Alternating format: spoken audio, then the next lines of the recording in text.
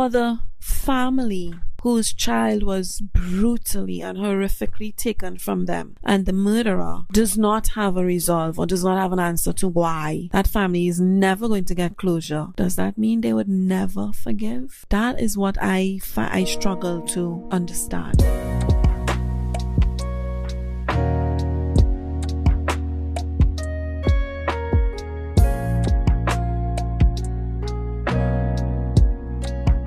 Welcome back, my friends. If you're joining us again, we're really glad you're here. And if this is your first time, welcome to pillOtalk. I'm Liz, here with my wonderful husband, Alex. We're continuing the conversation from our last episode on guilt and self-forgiveness. Today, we're sitting with a question so many people have asked quietly. I forgave them, so why does it still hurt? If that's you, you're not weak, and you're definitely not alone. I forgave them, so why does it still hurt? Forgiveness isn't the same as healing. One of the biggest misunderstandings is thinking forgiveness means the pain should disappear immediately. Forgiveness is a decision. Healing is a process. You can forgive someone today and still feel the pain, the hurt tomorrow, because it takes a while to get over the mountain. And I know in my last episode I said, once you've totally forgiven someone, you do forget the pain. Well, my statement I just made is for the in-between, when you now do it. Remember I said most of us love to hold on just a little bit. We say we forgive, but we still hold on. Because we are still holding on is why we are still feeling that pain. I'll repeat that. Because we are still holding on to a tiny sliver of it is why we are still feeling that pain, and why the healing part takes a little longer. And God understands that it's difficult for us to let go, so He gives us that time. That's why healing can feel long. Forgiveness releases revenge. Healing restores wholeness. And those two don't always move at the same pace. It's at different time zones, both of them. Think of the physical wound. You can stop touching it, stop reopening it, but it still needs time to heal.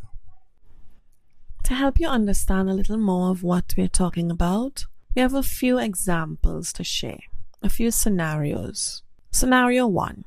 I forgive them, but I don't trust them. This one comes up a lot. Many people think forgiveness requires instant trust. It doesn't. Because if you instantly trust them again, you will instantly get hurt again. That's just my 2 cents. Forgiveness is about your heart. Trust is about safety. So we're not asking you to forgive and then fully trust. You can't fully trust someone after they hurt you so terribly. But we are saying that with forgiveness, you will not hold hate, anger, animosity. You will not hold disdain for the person. They will not be in your inner circle anymore, and that's fine. But you can still be acquaintances. You can still be polite and kind to each other. Even Jesus forgave freely, but He didn't entrust Himself to everyone. That's John 2, verse 24. Trust is rebuilt through consistency, not words. So if you've forgiven, but you're still cautious, it doesn't mean you failed. It means you are wise. Think about it. Because like I said earlier, we don't want to keep falling in the same loop. So yes, true forgiveness releases you of the pain, takes away the burden, but you still have your memories of the action, of the incident, of the situation. And so it is only our hope that people grow when they learn. I know some people are probably laughing at that statement, but I do know people who they don't grow. They would experience a new lesson and then do the same habit or do the same old choices. So this one is telling you forgiveness doesn't mean you fail. It just means you got wiser. So let's get wiser.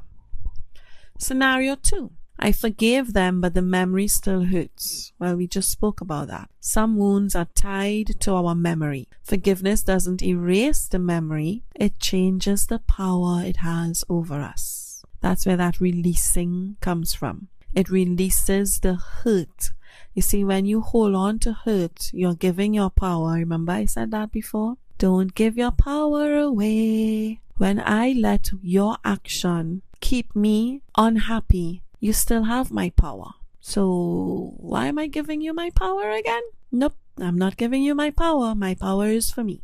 But certain reminders can still sting, and that's normal, that's natural, especially if it's something really, really bad. I'll give a deep experience or a deep meaning here. Think of someone who's been harassed, let's say SA. I know everybody knows what I'm talking about when I say SA. And that is a very big and heavy burden to forgive. And I know you're probably saying, she has to be crazy to ask me to forgive that person. But remember our first episode. If you don't forgive, you're keeping yourself from forgiveness too. Because God also looks at what you do, your actions. So yes, he has a whole punishment plan for the person who SA'd you. But if you are not forgiving, he has punishment plan for you too. Every choice has a consequence. And the punishment could just be your longer life of unhappiness. So, forgiving someone who's done that is a heavy burden. I know, I understand. And this part where certain reminders can sting, oh yes, for a situation like that, there are lots of triggers. What I have learned and experienced and wish to pass on is, in a situation that dire, ask God to help you get beyond that pain, because pain is what creates triggers. And only when we can first identify, then accept and acknowledge that pain, can we release that pain onto God. And you would notice that when you release that pain onto God, the trigger is still there, but it does not sting as much. And you would find there is discomfort, but I can still watch the person who did that to me without feeling to go and commit a heinous crime. That's a huge task I'm asking you to do and to think about. But I am living proof that it can work. Yep, I am proof that it can work. That doesn't mean that forgiveness didn't work when that memory still exists. It just means that the wound, it hasn't fully been scarred yet. In Isaiah 43 verse 18 to 19, it reminds us not to live in the former things, not because they never happened, but because God is still doing something new. So when you forgive and that memory is there, let God do his work. Let that scar heal. Take one step at a time. And I promise you, the things you pray and ask your Father to remove, he will remove it. If that memory of that incident is too heavy, ask him to remove it. But like I said in the first part of this episode, when you ask God to remove something, when you decide to offer something to God, you have to give it totally. Do not hold on to any part. If nothing else you remember in these episodes, let that be your lesson. When I decide to surrender to God, I need to surrender without holding on to parts of it. Because holding on to parts of it means you did not totally trust God and you do not totally surrender. And therefore, little things will still creep in. It's like leaving the door slightly open. One breeze blow, it gets a little wider. A strong wind blow gets even more wide. A ball passes through very fast. It opens the door halfway. So if you leave the door slightly ajar, things will creep back in. When you surrender to God, you need to surrender and close that door shut. Lock all the bolts, because we don't want to open that door again. Another scenario, I forgive them, but I'm still angry. I love how all my points always tie into what I said just before. That's the power of the Holy Spirit working there. We're still angry because we are still holding on to a little piece of that. This one, it can come from shame. People think if I forgive them, why am I still angry? Often anger is grief wearing armor. And think about that a little bit. Your anger, if you dig deeper into why you're angry, it's because of grief. It's because of hurt. So the anger is just your protective armor around the hurt. We need to release it all. Anger only shows up because something had mattered. There's a boundary that was crossed. Trust was broken. Ephesians 4 verse 26 says, "Be angry and do not sin." Anger itself isn't the enemy. Unhealed anger is. So if you're not properly healed and you're angry and it's related to what you have, forgive them for. Any action that comes with that anger is a sin. Don't be angry and sin with it.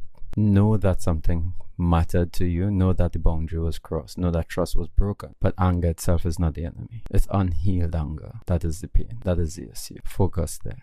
Just to break down a little bit of what my husband just said. Many times, and I think it's because of how we were raised with this notion of being angry is a sin, is wrong. You're not supposed to be angry. That's not entirely true. You see, anger is an emotion just like love, just like happiness, just like sadness. That is something innate, something in us. We can't control that emotion. Where the sin occurs, where the wrong occurs, is the action we do within those emotions. So if I'm in love with someone I'm not supposed to be in love with, my action that follows will be where the sin is, infidelity. If I'm angry with someone because they hurt me, I have a right to be angry. That is normal, that is natural, that is called for. What is not called for is the action I do with that anger. If I take up a gun and harm that person, that's the wrong. That's the sin. So emotions are not the sin. The action is. Why the pain lingers? That's a question we all ask. I've done what they said. I've prayed. I asked God to take it. I forgive the person. I won't be their best friend anymore, but I forgive them. I leave it with God to deal with them. Why is the pain still there? Here are a few honest reasons why forgiveness can still hurt. The loss hasn't been grieved. And you see, that's a point we don't think about. When we were wronged by someone very close to us, someone who's supposed to protect us, someone who's supposed to love us, and we forgive them, we don't grieve the relationship lost. That's something that we just lost because yes, I forgive you, but now you're not my best friend anymore. I can't come to your home and feel safe anymore. That's something lost, and we don't grieve that. We need to grieve that loss. Grieve that loss to help healing start. Point 2, the relationship changed permanently. Well, obviously, because now I can't trust you anymore. You're not allowed to be part of the family anymore because of what you did. Point 3, closure never came. And closure can look like the person who wronged you finally understood what they did and came to tell you sorry. That can be the closure that we hold on for. Even though they apologize, they may not, in our eyes, we won't welcome them back into the inner circle. But it kind of lightens the hold that you have. Point 4 ties into point 3. Apology was missing, and that will make you feel incomplete. And point 5, forgiveness came before the pain was fully processed. Well, that's why I said there is forgiveness and then there is forgiveness. True, pure, ultimate forgiveness when you release everything to God and close the door. If that happens before you process these steps, process your hurt, process what you're losing, it can keep the pain there. Because then are you truly giving pure forgiveness if you don't process it, if you don't acknowledge it and accept it? I don't think so. That'll be the forgiveness we do that we are still holding on to something. Do you agree, my darling husband? I believe that the forgiveness is not fake, but it means that the healing is still unfolding. So there's a process still in play, and a list of the things that you point out is the reason why the pain still lingering is because of these things. For example, something occurred and you're not getting closure because you're not getting, that person did not come and explain the reason why they did what they did, and or they didn't come and apologize. Imagine that they're never going to do it. You're never going to know why they did it. You're never going to know. You're never going to get sorry from them. They're never going to come back into your life and give you that closure, then your pain is lingering in hope for this or to figure out. That is keeping the pain there. Why keep that pain there? Know that what forgiveness is. These are not things that you need to have, but these points that you point out are things that keep the pain there. But it means that your healing process is still unfolding. It's still being processed. To reach to that closure, to understand,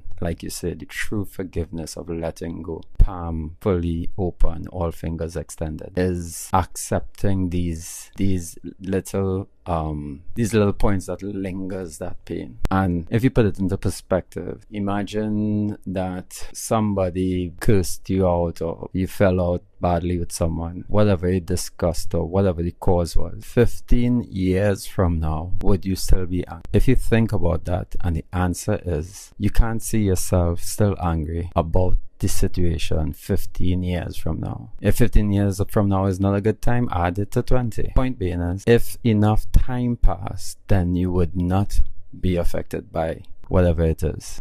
Well, I would say, because I know people who hold on to things. We use the word grudge because that's the word people say, who hold on to grudges for years, so much that they don't even remember why they're holding a grudge. So it does exist. It does. I know people like that. But they do reach a point. There is a point at age 90 when you have cancer and can't walk properly. That grudge seems very small now. You have more important factors in your life than what that pain did. And that person stole your bike in your childhood, or that mother that abandoned you when you was growing up. In that moment, in that time, at that age, because life has happened, because so many other things occurred. You're a grandmother with 19 grandchildren, and that grudge still there. The value of it diminishes with time, with experience, with anything that occurs. If you stop and think about that, is a reality, would you say? I would hope. I would really hope, because I know too many people that find forgiveness a very bitter pill to swallow and a very difficult task to do. That's why my mind is baffled and why I can't understand how people can't forgive. I know too many people that don't forgive, that don't see that as a resolve. They don't see that as something worthy. Again, I think I'm this way because of how I was raised. I was raised fully saturated in Jesus Christ and learning about Jesus Christ. I'm in love with Jesus Christ. He is my savior. He's my father. I grew up without a father. So that's who I look to as examples of what a father should be. And so that's why for me, I know I call you my alien husband, but that's where I am alien to many of my friends and many of my acquaintances. Because the ease I have in forgiveness, it is heartbreaking to know so many people do not have that skill. I have to call it a skill because too many in the world find forgiveness very difficult to do. And the thing is, they don't realize that they're hurting themselves more when they do not forgive.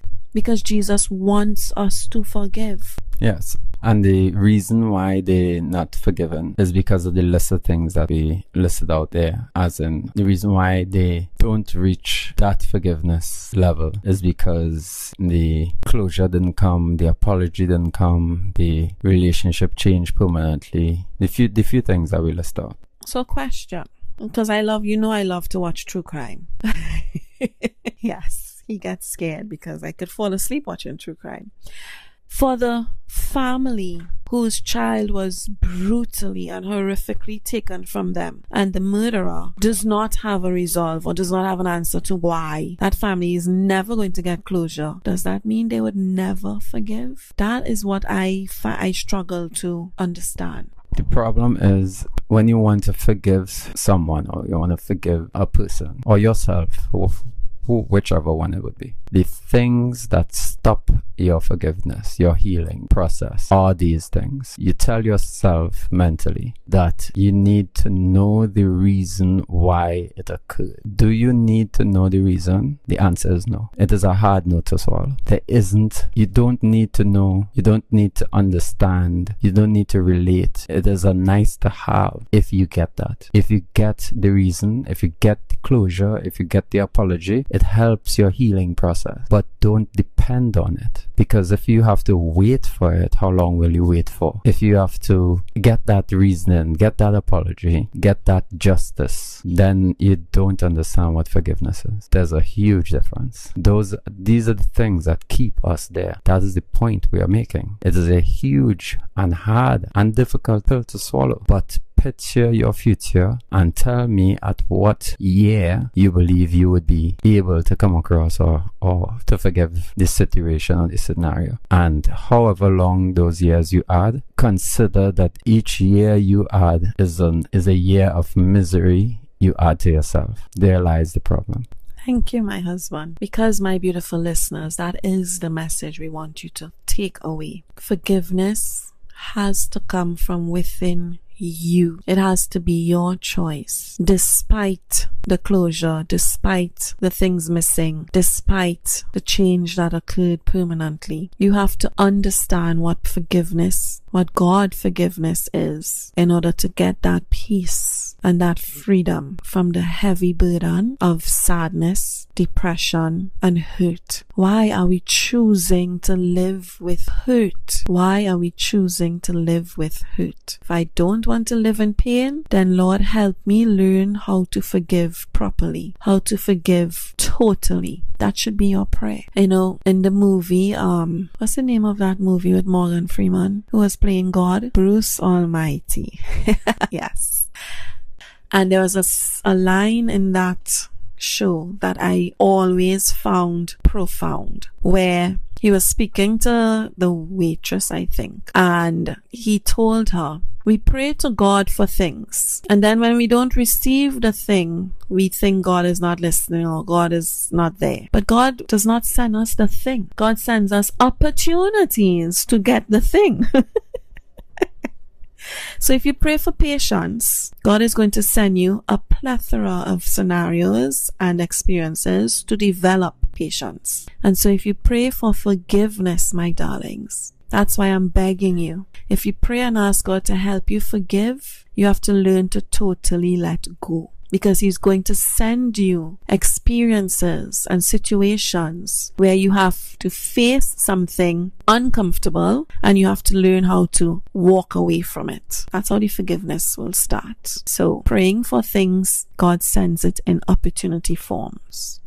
And these things don't happen overnight. It's not a rush. It takes time to process these things. We understand it. We're painting you the end result picture, and we know that it takes time. In a biblical perspective with Joseph forgave his brothers who betrayed him, sold him into slavery. That's Genesis 45. But years passed before reconciliation. Forgiveness didn't erase the trauma. It matured alongside it. Joseph wept, he processed, but he healed over time. And it means that your process, it will take time. It's not an overnight thing, but know where your end result is, and that time gets shorter and shorter with each step going through the process. Yes, my favorite story. That story reminds us that forgiveness does not rush the heart. You see that Joseph took years before he was able to forgive his brothers, before he can be happy with his brothers again. But I like to add, again, this is because of me, this is my personal choice and experience. I know time is short, tomorrow is not promised, so I prefer pray and ask God to help me make this process move a little faster. And so I make the choice within myself. Lord, this is hurting me, what happened, but I know you probably had a reason for why this happened to me. There's probably a lesson in there I needed to learn, so help me identify the lesson so that I can forgive this situation and move on, because I do not want to live 40 years in pain for something I would forget in 10 years, because within 10 years I'm sure I'm going to forget why I'm in this pain, but I'm in the pain for 40 years. Why am I living in that misery? No, I love me, and because I love me, I want to be happy. Let's go through processes, how to heal after forgiveness. Let's go through some steps here. Step 1, name what still hurts. Look at the situation. See the situation as it is. Name what still hurts. Healing doesn't happen in denial. You have to see it. You have to be aware of it. You have to observe it. You have to understand that it is there. That pain is there. Do not deny it. Step 2. Allow the grief. With pain comes grief. Forgiveness does not cancel loss. You are allowed to grieve. Go through your grieving process. Step 3. Re-establish boundaries if needed. After you make your forgiveness, it does not mean access. It does not mean that you forgive this person and they have access back to you. It may mean that you need to re-establish boundaries required for your healing process. So put up those boundaries against the person for your own process to heal and go through your forgiveness. After time, you could put down those boundaries because you have the strength. And where would you get the strength from? Step 4. Invite God into your wound, not just the decision. In Psalm 147, verse 3, he says, He heals the broken heart. God can heal it. God can fix it. Invite him in. Focus there. I love those. And I just want to, I just like to make sure that my listeners understand what we are saying. When he says to allow the grief, forgiveness doesn't cancel loss. Many of us think that the minute we say, I forgive that person, we will forget about what was taken away from us. No, we won't forget what was taken. It just means that me forgiving you means I'm loving me more because I prefer hold and keep my power so I can move on and be happy. I love me more. So I won't forget, I can't forget what was lost, what was taken, but I can love me enough to continue living. Besides, whatever was taken from us, if it was a loved one, they do not, I don't think in any way or form, our loved one who we lost would want us to stay in misery. They wouldn't. That would keep them trapped. That would keep them heartbroken, watching their family be miserable for the rest of their lives because they can't forgive. We need to understand how much forgiveness or the lack of forgiveness keeps us in misery. So my beautiful, beautiful, beautiful family out there, if forgiveness still hurts, it does not mean you did it wrong. It just means your heart is still mending. You're still going through the process. Be patient with yourself. Call God to help you. And I love what my husband said about inviting God into the wound. We think we are not allowed to ask God to come and share this pain with us. But remember, God lived through pain that he did not even deserve. Pain that we cannot even dream about living through. The pain we go through, yes, it's big for us. But I always like to think there's somebody who has it a little worse than I do.